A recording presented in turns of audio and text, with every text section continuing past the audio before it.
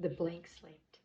When it comes to the intent of this YouTube channel, it's really just to sift through all the stuff that fitness has brought forward. It's decades of information and what's the right first step and how confused am I when it comes to fitness, because it's constantly changing. It's not just about what you're going through, it's about every human being, right?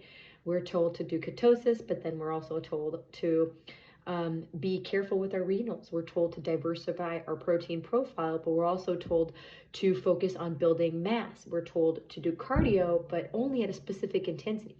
So the whole point of this blank slate video is, and this channel, is to make sure you guys know what the objective truths are. Whether it comes to fitness, whether it comes to lifestyle choices, whether it comes to decision-making processes or intentional immersions, this is supposed to be the channel that helps you understand you a little bit better. And in some ways, this will help you understand some basic principles that sometimes we were taught the wrong way and had no idea, okay? So this is one of the first things I teach my clients. If you're a client of mine, and this is, first couple sessions in, I teach everyone how to tie their shoes. And I know it sounds silly. I'm probably one of the only trainers I think that does this, which is super awkward, but I don't care, because about 70 to 80% of injuries get kind of sort of prevented by learning how to tie your shoes this way, specifically knee injury and ankle issues, right? So if you have shear in the knee, or if you feel like you've always had bad knees somewhat, please open up your ears right now, okay? So again, this is, I call it a Sneha-ism, but basically same side loop, opposite side scoop. Whenever you get a pair of shoes, I do want you to disassemble the top two holes so we can actually allow you to do this style of a shoelace tying, okay? Most athletes should always tie their shoes with lateral tugging instead of lifting straight up. I have my shoes on already. I'm going to show you what it should look like from the sides and from the angle, okay? So again, let's just pretend this is my shoe that I'm about to go lift, okay? I'm about to go lift. Sometimes I will completely unlace to relace, specifically if I'm lifting heavy that day, okay? So again, same side shoe. You take the tongue of your shoe, kind of pull it up, take this extra step. It is a game changer.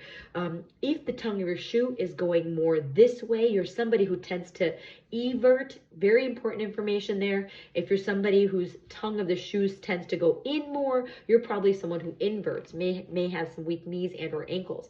Again, it's always good to know the foot pattern and the wear pattern of your tongue and the base of your shoe. Again, from now on, you are going to do same side loop, which looks like this. You're going to take your shoe and put it in through the front outside to create the same side loop. Do you see that loop? Good. And then you're going to do the same thing to this side, okay?